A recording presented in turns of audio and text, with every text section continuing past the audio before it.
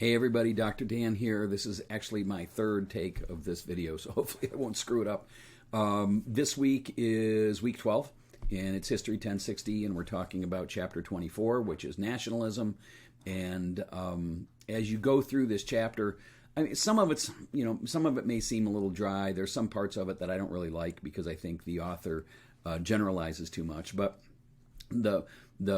the point of this chapter is that there's this period of time between world wars. So we studied World War I last week or the week before, and now that World War I is done in the 1920s in this area, there's been a lot of changes in the world as far as the political structure, empires, and countries. So that's where we're at. We're after World War I, and we're looking at what's going on in the Middle East, and we're looking at what's going on in Asia, and also in Latin America. So in context, there's a whole bunch of stuff going on in the world. Now, obviously, World War I was a big thing. So now borders are being, redrawn, and France and Britain, are kind of vying for either recouping or getting rid of their old colonial holdings, depending upon where they're at.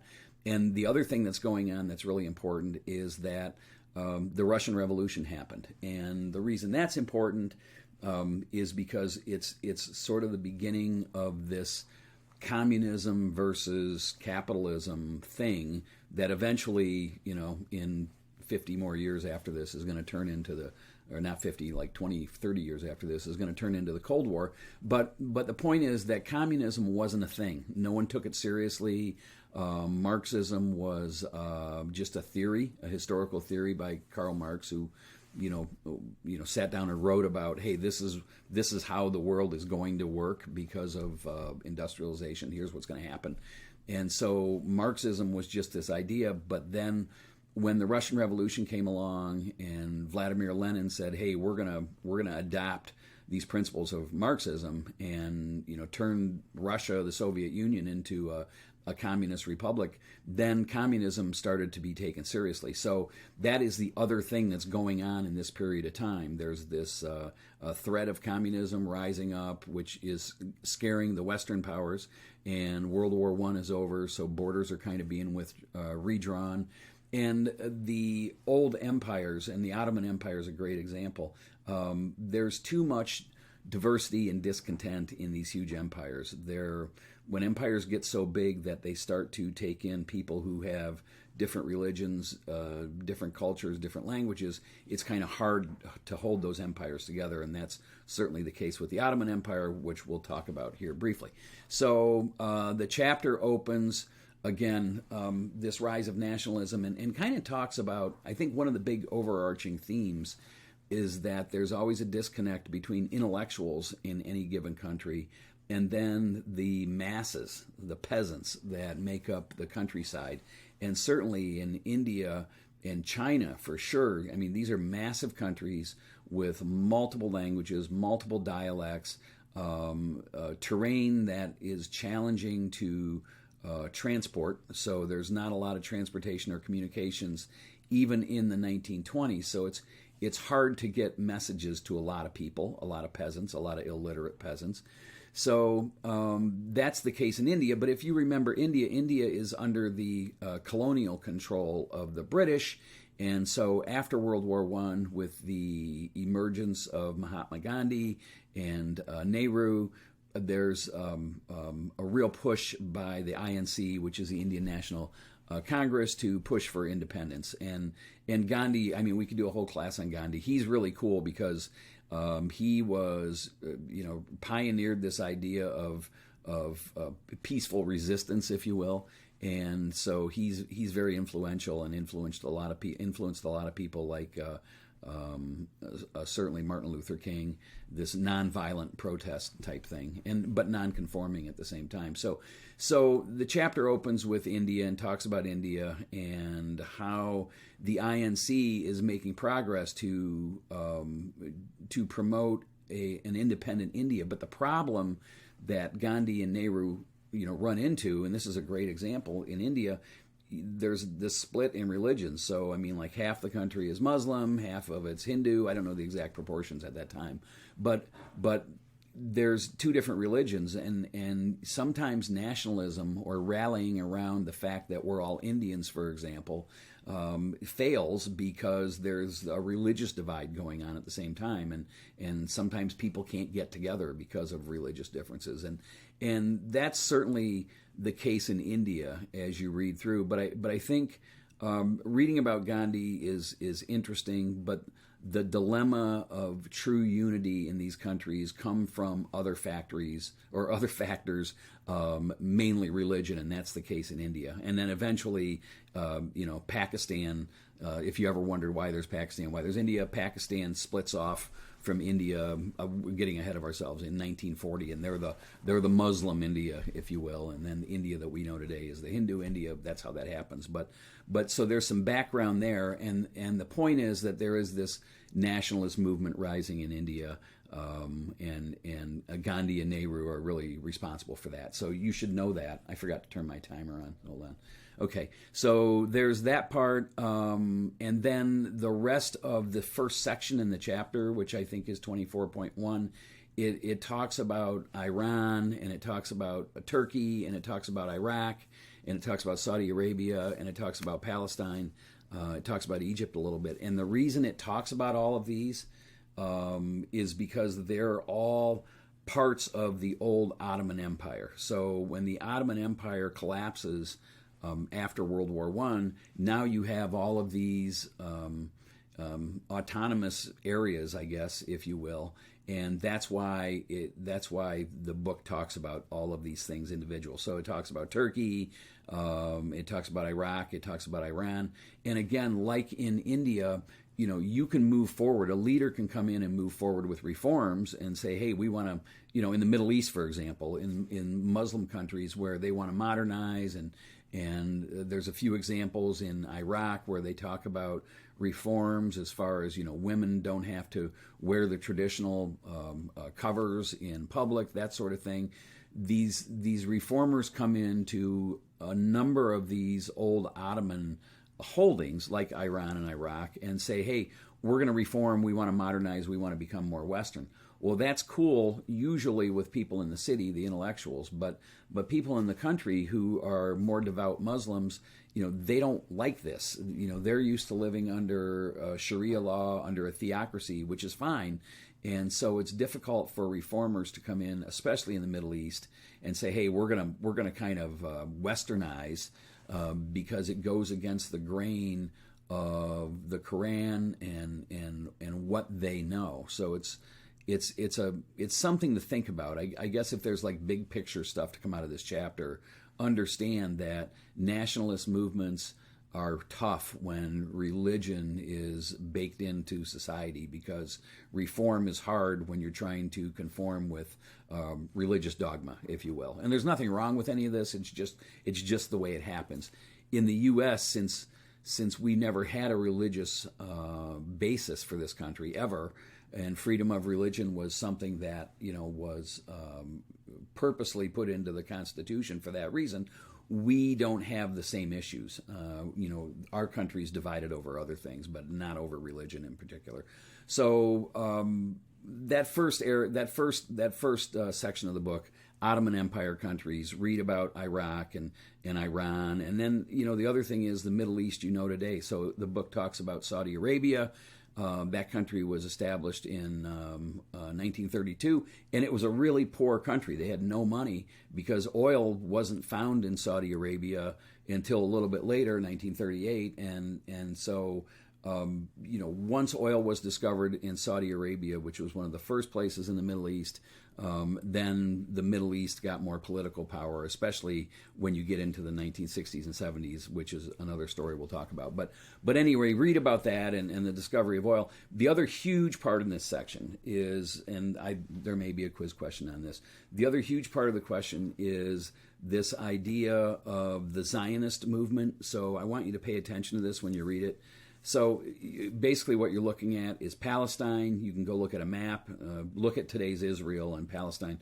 But what's happening in Palestine is, after World War I, Palestine is a Muslim country, and the Zionist organization that you read about, which is established by a Brit, I believe, starts to promote this idea that Jews need a homeland and they need a place to go. Jews at this time are spread out all over Eastern Europe, normally in terrible conditions, and Palestine is one of the traditional sacred regions for Judaism. So there's a big movement by Western outsiders to establish a homeland for Jews in Palestine. That doesn't go over well at all, because now outsiders are making decisions for what happens in Palestine, and Palestine is populated by Muslims, and now all of a sudden you have this huge influx of Jewish immigrants coming in, and Israel isn't formed yet. That's not going to happen for another 20 years or so, but it's this Zionist movement is starting, and the controversy and fear and anger and hatred is starting also, as Muslims are like, hey, wait a minute, this is our country, and now you outsiders have just declared it to be a homeland for Jews, and this is going to be a problem. So read about that. I think you know what's coming, but I mean, if I don't care how old you are or how young you are, if you've had the news on at all in your life, you've probably heard something about controversies in the Middle East with Palestine and Israel, and this is sort of the basis of it. So definitely check that out. And then the other thing the beginning of the chapter talks about is Marxism and how that influences some of these nationalist movements.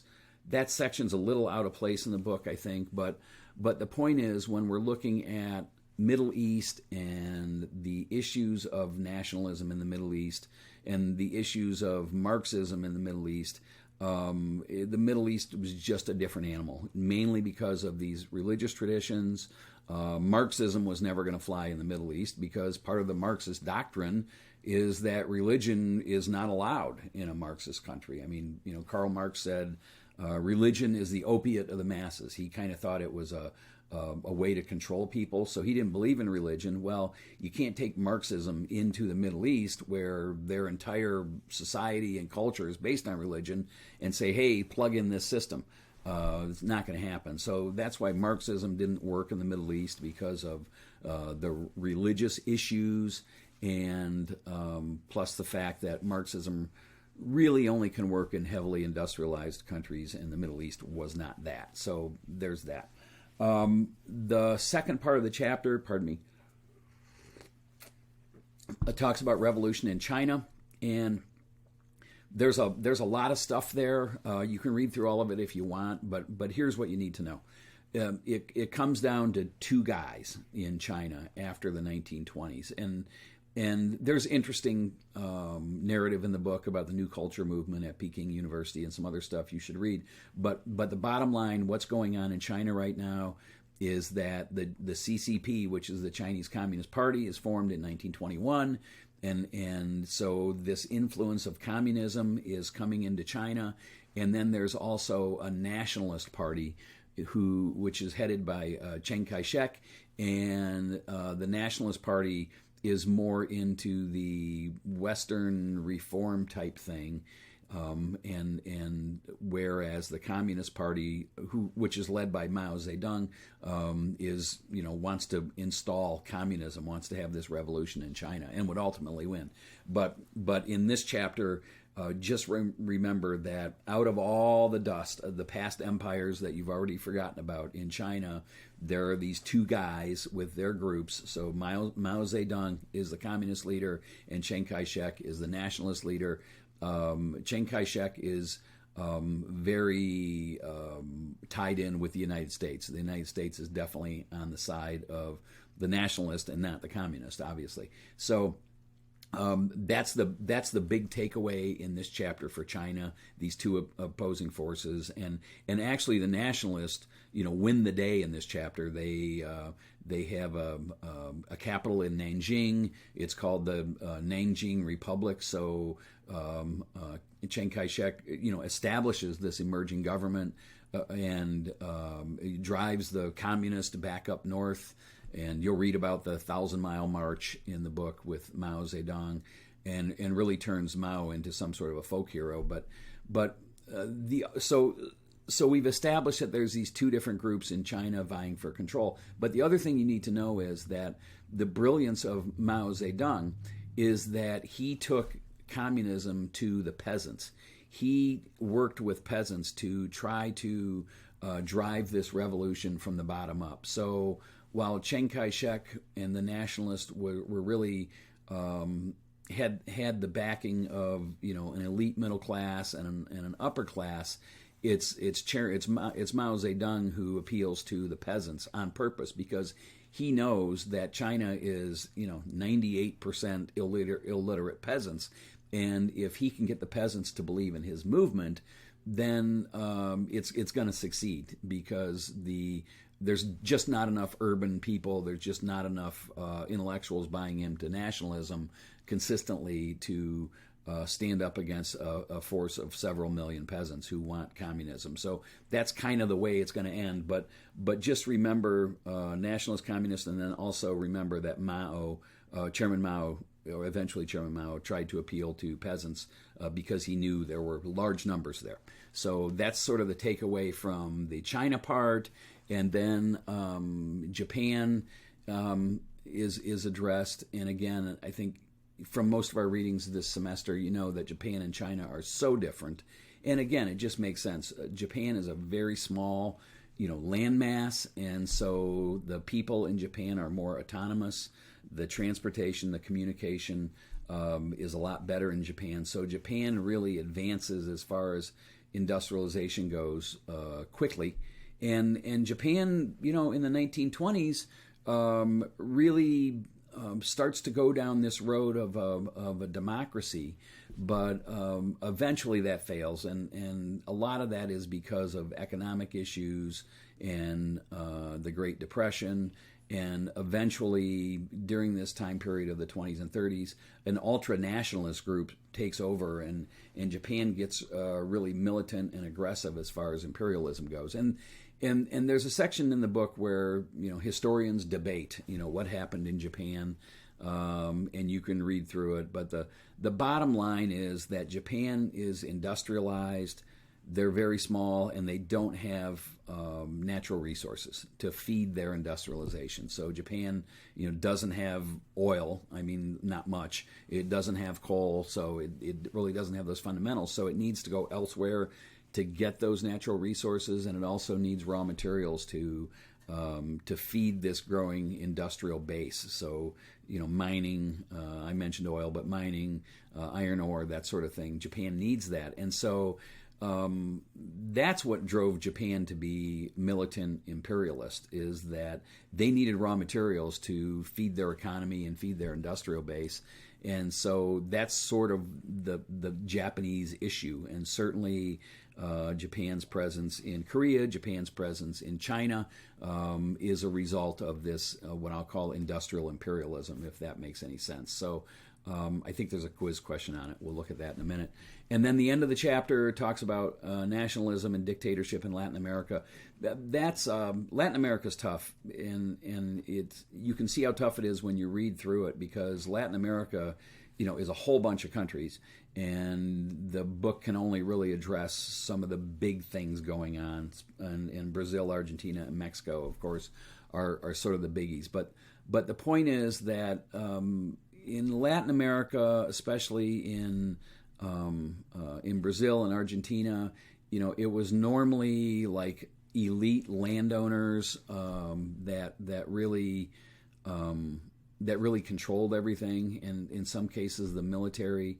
And so it's like China. Latin America is so spread out, and there's so many rural peasants. It's really difficult to get the message across. It's really hard to build national unity with people in these situations where the people are backward. And plus the fact that Latin America never really industrialized, but it was and is today still, a place to go for exports, for food. So, Argentina exports a ton of beef, and there's a lot of oil in Mexico, and so, and there's fruit farming in Brazil. So there are all these industries, and American influence was huge in Latin America during World War I and after World War I to the extent that American companies had huge investments throughout Latin America, and in some cases, the locals, resented the Americans because the Americans would come in, sort of exploit the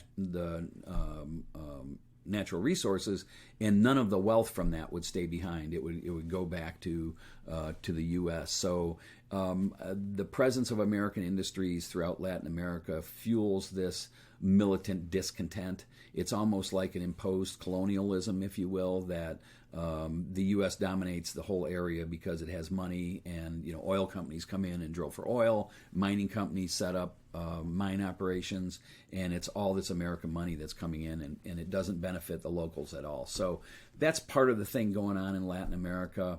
And you'll read a little bit about Mexico and the good neighbor policy, and Mexico went through their shares of revolutions, certainly. So I think there's a quiz question on that. We'll talk about it. But the bottom line is, with Latin America, in many cases, it was this U.S. influence and large U.S. corporations that would lead to local discontent, and we can see that as we move forward in the time frame in the book. So there's that, and let me just kind of frame the quiz for you. Let's see. So there's a question on there about Latin America, that Latin American countries were politically dominated by, and the answer is, landed or military elites who controlled big swaths of the population, and you'll read that in the book, but don't get tricked on this question. I think one of the answers is American oil companies, and really American oil companies, you can't generalize to all of Latin America, and they weren't that politically active either. So just know that Latin American countries were basically dominated by, the landed elite or the military elite, and you'll be good. There's a question about Japan's imperialism and, why. Why did Japan need to go away from Japan and colonize or invade other countries? And we just talked about it, so I won't give you the answer, but it has something to do with raw materials and industrialization. Also, there's a question about Mao Zedong. Remember, he's the communist leader in China, and what his strategy was for building up this communist movement, and that has to do with peasants in the countryside, so we talked about that a little bit. You're going to read about something called the Balfour, Balfour, declaration, and you need to know what that is and why that was controversial. Basically, the Balfour Declaration was something that the League of Nations passed that said, hey, the Jews need a homeland, and it's going to be in Palestine. So understand why that was controversial, and you'll be good to go there. Don't worry about it. And then finally, the work of Mahatma Gandhi and Nehru led to what? So remember, tie those two names together with Indian independence, and you'll be all set. So hopefully that covers everything. Sorry I went through it so quickly. If you have any questions, let me know. But it's a pretty easy week, pretty easy chapter, and we're winding down. So we only have a few more to go. So thanks again. Be safe, and I'll see you next week. Bye-bye.